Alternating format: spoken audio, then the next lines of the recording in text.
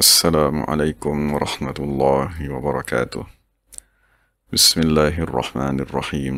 الحمد لله رب العالمين، والصلاة والسلام على سيد المرسلين وعلى آله وصحبه أجمعين. رب اشرح لنا صدورنا ويسر لنا أمورنا واحلل عقدة من ألسنتنا يفقهوا أقوالنا وثبت أقدامنا وتمم تقصيرنا يا ربنا رب العالمين. لا حول ولا قوة إلا بالله العلي العظيم. لا حول ولا قوة إلا بالله. لا حول ولا قوة إلا بالله العلي العظيم. أما بعد. اللهم صل وسلم وبارك على سيدنا محمد وعلى آل سيدنا محمد. أستغفر الله الذي لا إله إلا هو الرحمن الرحيم الحي القيوم الذي لا يموت وأتوب إليه. اللهم اغفر لنا. Alhamdulillah, kita bersyukur kepada Allah Subhanahu wa taala akan dapat sama-sama dalam pengajian kitab Qalaidul Jawahir yang dikarang oleh Syekh Muhammad ibn Yahya At-Tadafi radhiyallahu anhu pada menyatakan riwayat hidup Sultan al-Awliya Syekh Abdul Qadir Jailani radhiyallahu anhu. Dan alhamdulillah kita sampai pada muka surat 27. Jadi penulis berkata, Syekh Abdul Wahab dan Syekh Abdul Razak. Satu ketika, Syekh Abdul Wahab dan Syekh Abdul Razak berkata, pada satu ketika Syekh Baqa Ibn Battu bersegera pada satu pagi Jumaat, berkejar-kejar ke madrasah Syekh Abdul Qadir Jailani dan berkata, kami telah melihat pada malam tadi satu cahaya yang amat agung, cahaya yang amat kuat, dan tiba-tiba kami melihat cahaya tersebut terbit daripada Syekh Abdul Qadir Jailani, dan tiada satu malaikat yang turun pada malam tersebut di muka bumi melainkan akan datang kepada Syekh Abdul Qadir Jailani dan bersalaman dengannya. Dan nama Syekh Abdul Qadir Jailani di sisi malaikat ialah Asy-Syahid wal Mashhud. Jadi kemudian setelah Syekh Baqa berkata sedemikian, lalu mereka pergi menziarahi Syekh Abdul Qadir Jailani dan bertanya, wahai Syekh, adakah malam tadi kamu ada melakukan apa-apa ibadat seperti solat tahajud dan seumpamanya? Maka Syekh berkata, Iza nazarat aini wujuha habaibi fatilka salati fi layali raghaibi. Maka Syekh berkata, apabila mataku memandang kepada wajah kekasih-kekasihku, maka itulah sebenarnya aku berada di dalam solat di malam-malam mengharap kepada Allah Subhanahu wa taala. Wujuhun idza ma asfarat an jamaliha adaat lahal akwan min kulli janibi. Maka sesungguhnya wajah-wajah tersebut, sekiranya ia menzahirkan kecantikan, maka sesungguhnya seluruh alam semesta akan bercahaya daripada segenap pelusuknya. Jadi itulah yang disyarahkan oleh Syekh Abdul Qadir Jailani, bahawa dia menghadap kepada Allah Subhanahu wa taala. Maka cahaya yang mereka lihat, cahaya yang amat kuat tadi, ialah cahaya al-musyahadah, menyaksikan Allah Subhanahu wa taala. Dan dalam kisah yang lain dikatakan kepada Syekh Abdul Qadir Jailani, boleh tak kamu ceritakan tentang perjalanan tarekatmu di awal sehinggalah kepada penghujungnya, agar kami dapat menjadikannya sebagai contoh ikutan kepada kami.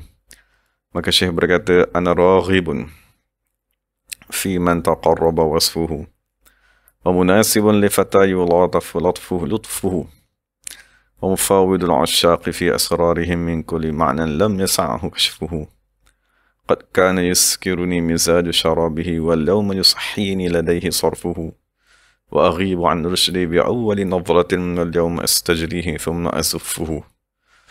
Jadi Syekh secara ringkasnya menceritakan tentang perjalanan tarekatnya di dalam 4 bait. Jadi secara ringkasnya Syekh berkata, aku bermula menjalani jalan tarekat dengan satu sifat yang amat penting, iaitu raghibun. Raghibun maknanya kita amat mengharap, amat inginkan Allah Subhanahu wa taala.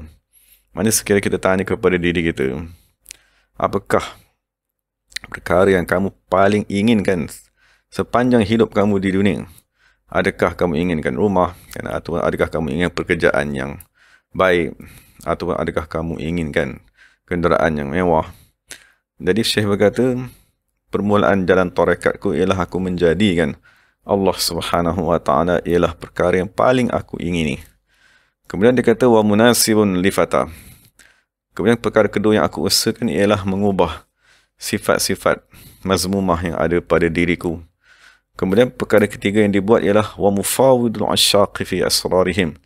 Dan aku mula mendekatkan diri kepada orang arif, mendekatkan diri kepada kekasih Allah, berkhidmat kepada mereka untuk mendapat rahsia-rahsia daripada mereka.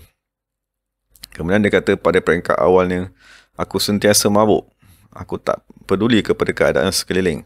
Tetapi pada hari ini aku dapat mengawal keadaan tersebut dan aku boleh berinteraksi dengan manusia. Dan dia kata dia peringkat awal apabila aku memandang kepada Allah, aku akan pengsan, hilang kesedaran. Tetapi pada hari ini aku dapat mengawalnya dan aku dapat melihat dengan jelas dan aku boleh memimpin manusia untuk sampai kepada Allah Subhanahu wa taala. Jadi itu secara ringkasnya tentang perjalanan Syekh Abdul Qadir Jailani. Dia bermula dengan kehendak yang amat kuat, menghilangkan sifat-sifat mazmumah dan berkhidmat kepada kekasih Allah Subhanahu wa taala. Dan dalam kisah yang lain, orang bertanya kepada Syekh Abdul Qadir Jailani, kami berpuasa seperti kamu juga berpuasa. Kami juga menunaikan sembahyang seperti kamu menunaikan sembahyang. Dan kami juga bermujahadah seperti mana yang kamu lakukan. Tetapi kami tidak mendapati kurniaan-kurniaan yang ada pada kamu dikurniakan juga kepada kami. Maka Syekh Abdul Qadir Jailani menjawab, sesungguhnya kamu ingin mengikut ataupun merebut-rebut untuk melakukan amalan seperti yang aku amalkan. Dan kamu juga ingin merebut kurniaan seperti yang Allah berikan kepadaku. Tetapi ketahuilah, demi Allah, sesungguhnya tidak pernah daku makan sehinggalah dikatakan kepada aku wajib kamu makan makanan tersebut. Dan sesungguhnya tidak pernah daku minum sehinggalah dikatakan kepadaku demi Allah hendaklah kamu minum air tersebut. Dan Syekh Abdul Qadir Jailani berkata, demi Allah, tidak pernah daku melakukan apa-apa perkara sekalipun sehingga daku diperintahkan melakukan perkara tersebut. Maknanya Syekh nak bagi tahu, setelah kita melakukan solat, setelah kita melakukan ibadat dan seumpamanya, yang paling penting sekali ialah mentaati arahan Allah Subhanahu wa taala. Semua pergerakan, semua yang kita lakukan tadi di bawah arahan. Kerana sekiranya perkara tadi tidak di bawah arahan Allah Subhanahu wa taala, maka perbuatan tadi sebenarnya dengan arahan daripada hawa nafsu. Jadi itulah keadaan Syekh Abdul Qadir ini sebagaimana kita bincang, apabila Nabi Khidir menahannya daripada masuk kota Baghdad, maka dia taat, dia tunggu selama 7 tahun sehingga diberikan keizinan untuk masuk kepada kota Baghdad. Jadi dia kata mungkin itulah yang kamu masih belum praktikkan, mentaati arahan daripada guru, daripada pembimbing dan seumpamanya. Dan Syekh radhiyallahu anhu berkata, Syekh Abdul Qadir berkata, daku di awal mujahadahku, apabila daku berasa mengantuk dan aku ingin tidur, maka daku akan mendengar seseorang berkata kepadaku, wahai Abdul Qadir, aku tidak mencipta kamu untuk tidur. Sesungguhnya daku telah menghidupkan kamu semasa kamu masih belum wujud. Dan jangan sekali-kali kamu lalai daripadaku setelah kamu tadi diciptakan. Dan Syekh Abu Najah Al-Baghdadi, dia menceritakan tentang satu kisah. Maksud dia berkata, satu ketika Syekh Abdul Qadir Jailani dibebani dengan hutang sebanyak 250 dinar. Dan apabila maka tiba-tiba dia melihat satu orang yang tidak dikenali datang, masuk terus kepada Syekh Abdul Qadir Jailani tanpa meminta izin. Kemudian duduk di sisinya dalam satu tempoh masa yang lama. Kemudian orang tadi mengeluarkan emas. Maka dia berkata, ini ialah untuk kamu membayar segala hutang-hutang kamu.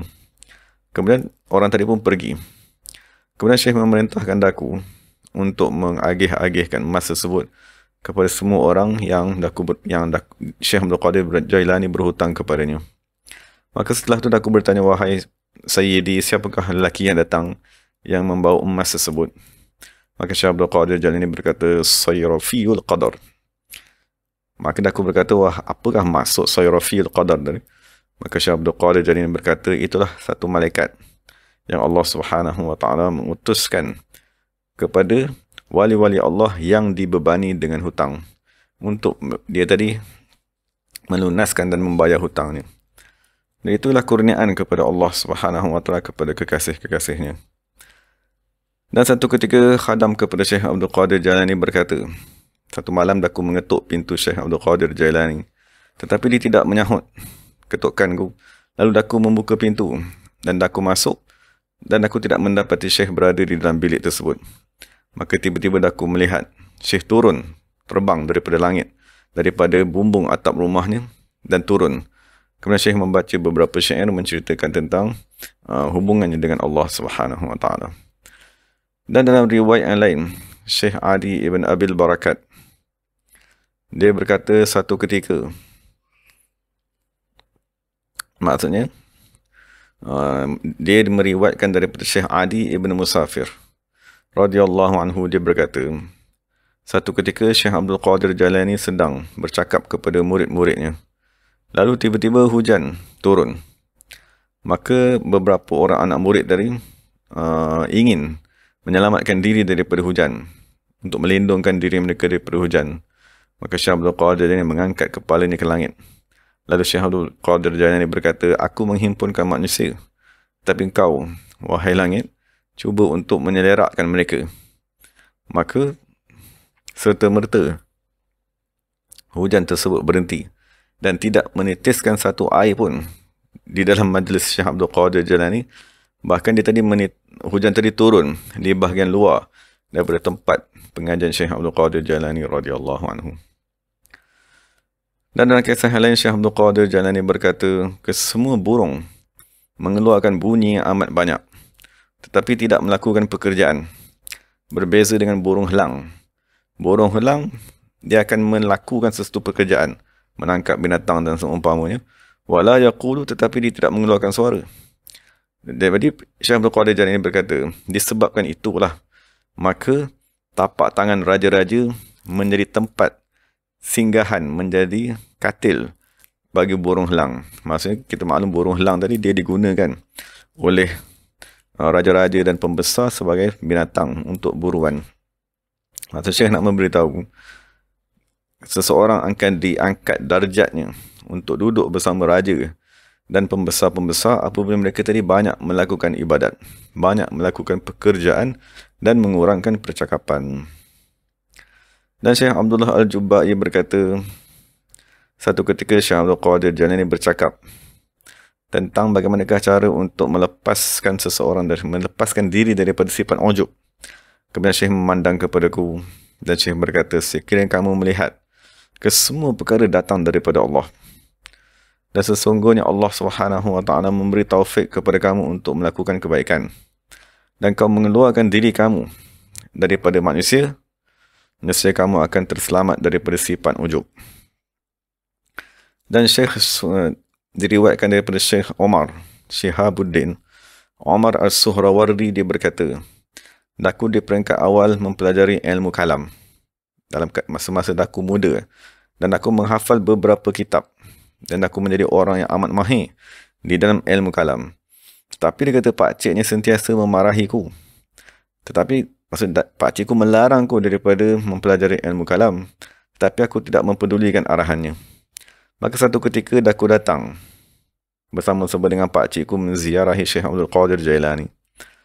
Maka pakcikku berkata, wahai Omar, sesungguhnya Allah Subhanahu wa taala berfirman, apabila kamu tadi datang kepada Rasul, maka hendaklah kamu menyediakan sedekah.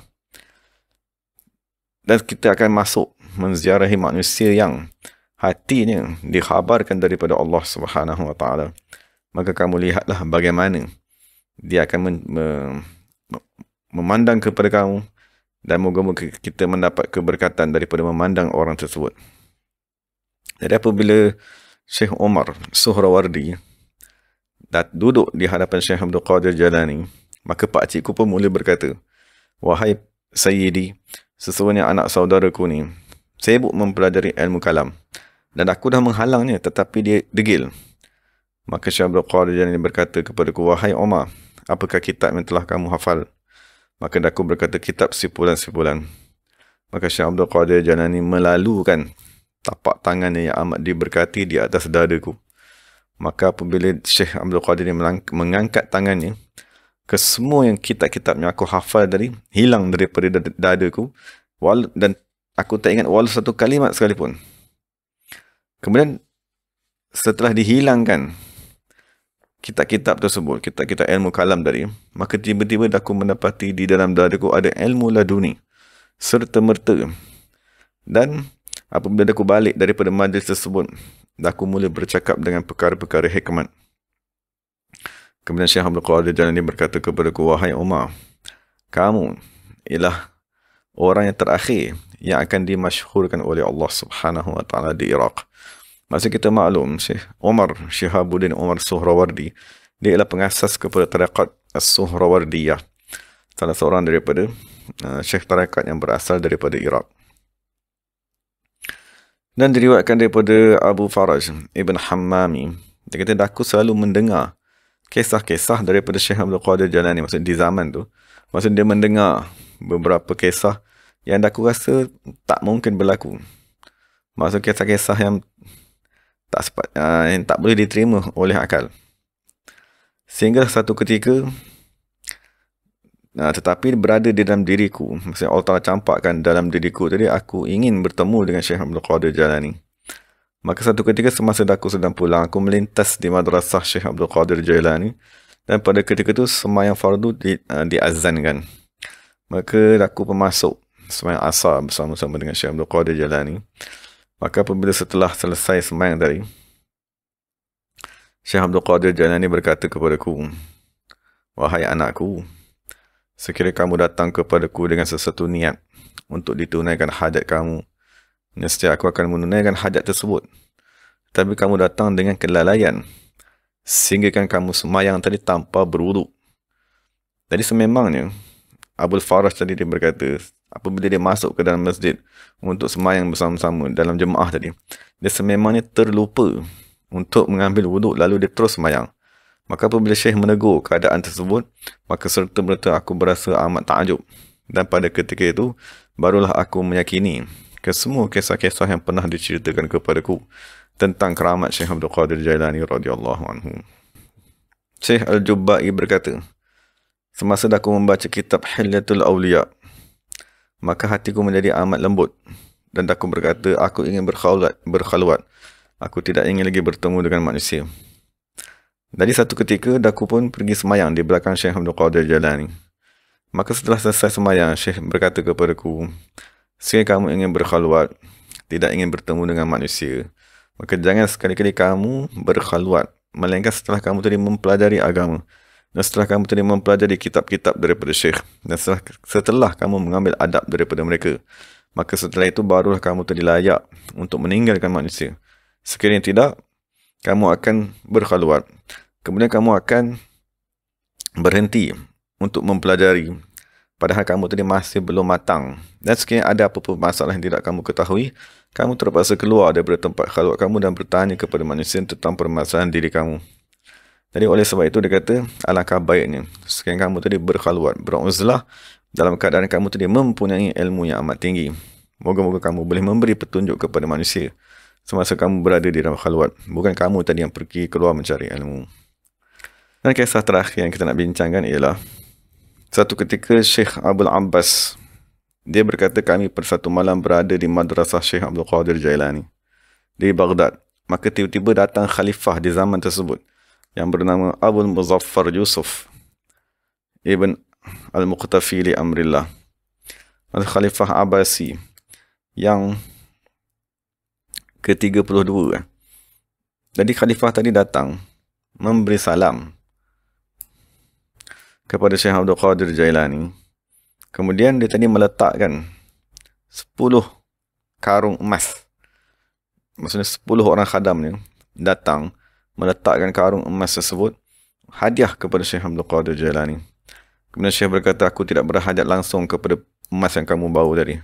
Dan Syekh Abdul Qadir Jailani enggan untuk menerima emas tersebut. Tetapi khalifah tadi mendesak, meminta bersungguh-sungguh agar Syekh Abdul Qadir Jailani menerima. Maka Syekh Abdul Qadir Jailani mengambil satu karung emas tersebut dengan tangan kanannya dan dia memegang dengan tangan kirinya. Kemudian Syekh Abdul Qadir Jailani memerah karung emas tersebut dengan tangannya, maka mengalir darah daripada karung tersebut yang amat banyak.